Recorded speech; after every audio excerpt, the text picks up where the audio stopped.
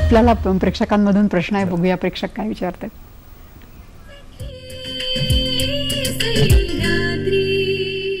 Hello sir, मी गौरवी, मी 12ची मुलगी आहे. मी आता जस्ट कॉलेज चेंज केलं आहे. मला कळत नाही आहे की मी माझ्या टीचरांशी, नवीन टीचरांशी आणि कॉलेजच्या नवीन विद्यार्थ्यांशी कसे संबंध वाढवू किंवा त्यांच्याशी फ्रेंडशिप कशी करू. आणि मला अभ्यासातही काही शंका आहे. तर मला ह्या शंका दूर करण्यासाठी तुम्ही काही मार्गदर्शन कराल का? काही नातेसंबंध असे असतात की तुम्हाला चॉईस असतो.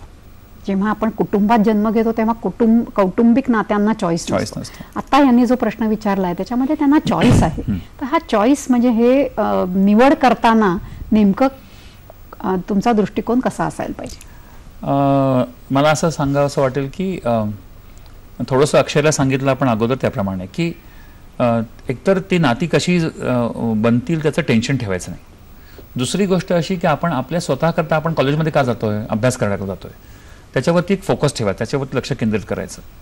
तिसरी गोष्ट अशी की स्वतःमध्ये आपण विचार करायचा की कोणाबरोबर आपल्याला मैत्री करावीशी वाटते, जे कोणीतरी हसतमुख असतं असं, जे अभ्यासामध्ये चांगलं आहे असं.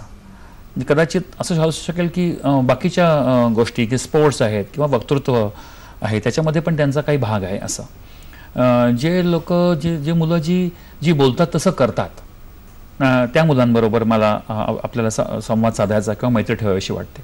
तसं आपण बनायला लागायचं. आपण स्वतःला जर का पैलू पाडायला लागलो तर ऑटोमॅटिकली तुला जसे मित्र हवेत, मैत्रिणी हव्यात तुझ्या मानसिकतेचे, तसे मित्र आणि त्या मैत्रिणी तुझ्या बरोबर ऑटोमॅटिकली तुझ्या जवळ यायला लागतील. आणि त्याच्याकरता त्या लोकांच्या पाठीमागे धावण्याची गरज नाही. ज्याच्या पाठीमागे आपण धावतो ना त्या गोष्टी आपल्यापासून दूर पळतात. हे असं बघण्यात आलेलं आहे.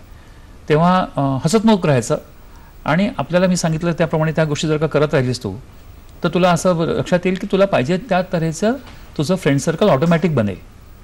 टीचर्स म्हटलीस त्याप्रमाणे टीचर्सना काय आवडतं, कशी मुलं आवडतात, त्या तऱ्हेचं आपण आचरण ठेवायचं.